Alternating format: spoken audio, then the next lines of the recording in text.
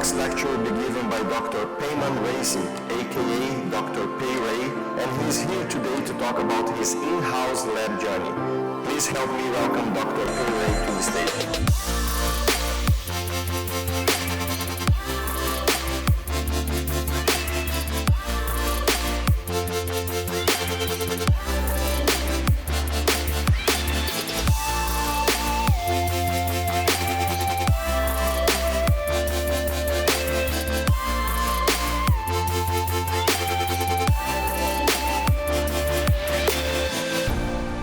Say, do not get into this lab game if you think you're going to save money, because that is not how it works.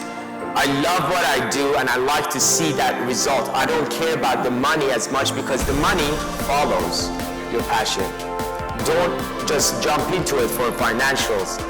Know a little bit more before you know that.